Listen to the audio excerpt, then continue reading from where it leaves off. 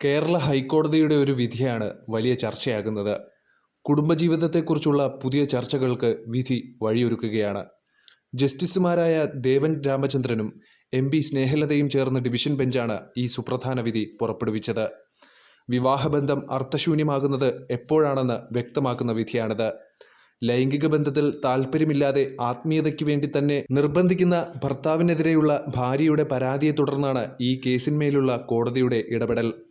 2016 വിവാഹിതരായ ഈ ദമ്പതികളുടെ ജീവിതം ആദ്യഘട്ടത്തിൽ തന്നെ പ്രയാസകരമായിരുന്നു. വിവാഹമോചനത്തിന് യുവതി ആദ്യം സമീപിച്ചത് മൂവാറ്റുപുഴ കുടുംബ കോടതിയിലായിരുന്നു.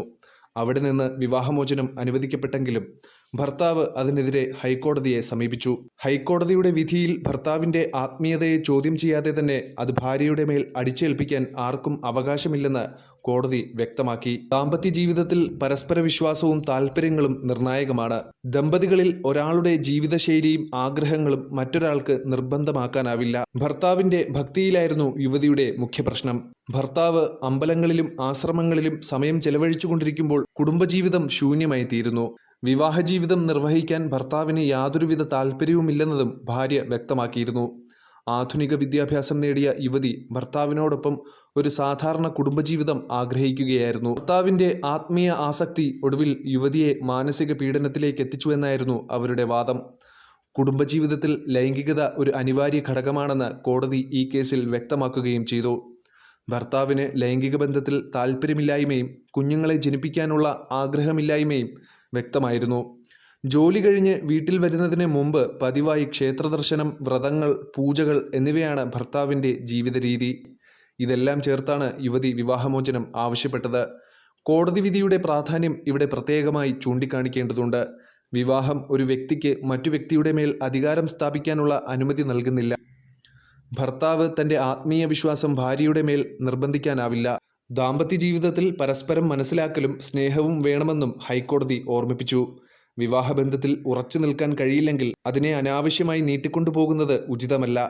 കേരളത്തിൽ വിവാഹമോചന കേസുകളുടെ എണ്ണം വർദ്ധിക്കുന്നതാണ് മറ്റൊരു പ്രധാന ചർച്ചാവിഷയം. ഇന്ത്യയിൽ തന്നെ ഏറ്റവും കൂടുതൽ വിവാഹമോചനങ്ങൾ നടക്കുന്നത് കേരളത്തിലാണ്.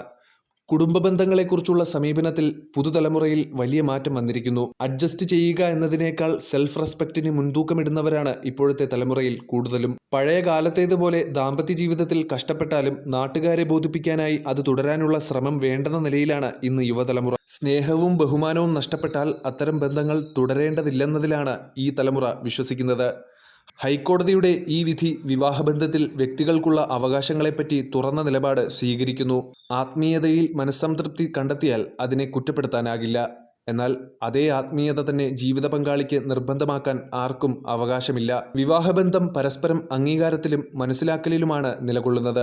ആത്മീയതയിലേക്ക് ഭാര്യയെ നിർബന്ധിക്കാൻ ഭർത്താവിനും ആത്മീയത ഉപേക്ഷിക്കാൻ ഭർത്താവിന് നിർബന്ധിക്കാൻ ഭാര്യയ്ക്കും അവകാശമില്ലാത്തതുകൊണ്ട് തന്നെ കോടതി അവർ ഇരുവരും ഇനി ഒന്നിച്ചു പോകുന്നതിൽ അർത്ഥമില്ല എന്ന് മനസ്സിലാക്കിയാണ് കോടതി അവർക്ക് വിവാഹമോചനം നൽകിയത്. ബന്ധത്തിൽ ഒരു വശത്തും മനസ്സിലാക്കലില്ലെങ്കിൽ ആ ബന്ധം തുടരേണ്ടതില്ല എന്ന ഹൈക്കോടതിയുടെ പ്രസ്താവന ദാമ്പത്യ ജീവിതത്തെക്കുറിച്ചുള്ള ചർച്ചകളിൽ പുതിയ പ്രചോദനം നൽകുന്നുണ്ട്.